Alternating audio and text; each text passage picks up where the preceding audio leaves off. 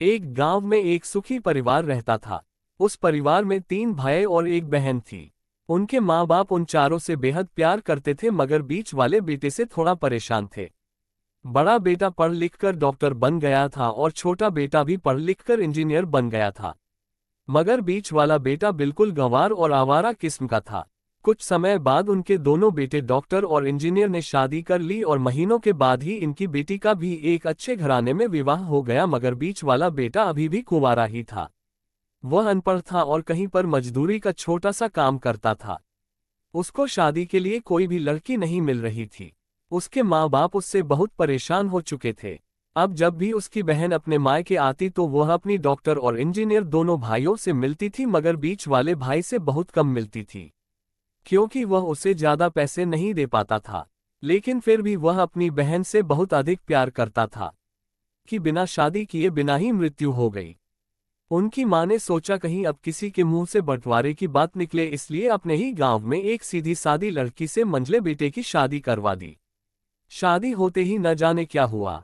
अनपढ़ बेटा मन लगाकर काम करने लगा और पहले से कहीं ज्यादा मेहनत भी करने लगा। अब कोई भी पुराना दोस्त उसको मटर गश्ती के लिए बुलाने आता तो वह मना कर देता।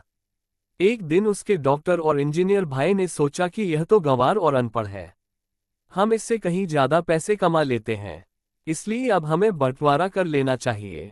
माँ के लाख मना करने के बाद भी दोनों बेटों ने बंटवारे की तारीख तय कर दी और उन्होंने अपनी बहन को भी बुला लिया। तभी उनका गंवार भाई कहता है कि तुम लोग बंटवारा कर लो, मुझे जो बचे वो दे देना या ना देना, मैं शाम को आकर अंगूठा लगा दूंगा। तभी उसकी बहन कहती है, अरे बेवकूफ, तू तो हमेशा बेवकूफ ही रहेगा। जमीन का हिस्सा तो आमने सामने बैठकर होता है। और उसकी माँ भी उसे काम पर जाने से रोकती है। उसी वक्त वकील भी वहां आ जाता है और कहता है कि आपका सारा हिस्सा मिलाकर 10 बीघा जमीन और एक मकान है। अब ये बताओ किसको कितना हिस्सा देना है, मैं उसी हिसाब से कागज बनवा दूंगा। तब गंवार भाई कहता है, वकील साहब 5-5 बीघा जमीन हमारे दोनों भाइयों के नाम लिख दो और यह हमारा घर है, मेरी प्यारी बहन के नाम कर दो। तब दोनों भाई पूछते हैं कि तू अपने हिस्से में क्या लेगा। गंवार भाई कहता है कि मेरे हिस्से में मेरी प्यारी माँ है। वह अपनी पत्नी की तरफ मुस्कुराते हुए कहता है, क्यों, क्या मैंने गलत कहा। उस गंवार और अनपढ़ की पत्नी अपनी सास से लिपट कर कहती है, माँ से बड़ी वसीयत क्या होगी मेरे लिए। उसी वक्त उसका गंवार पति भी अपनी माँ से लिपट जाता है। गंवार बेटे और बहू के प्यार ने जमीन जायदाद के बंटवारे को एक सन्नाटे में बदल दिया। तभी बहन अपने गंवार भाई के गले लगकर लिपटकर रोते हुए कहती है कि माफ कर दो भैया, मैं आपको सम्मान नहीं दे सकी। तभी उसका भाई कहता है, मेरी प्यारी बहन, इस घर में जितना अधिकार हमारा है उतना ही तुम्हारा भी है, और रही बात बंटवारे की, तो बंटवारा नहीं करने से जीवन खत्म तो नहीं हो जाएगा। क्यों करते हैं हम बंटवारा?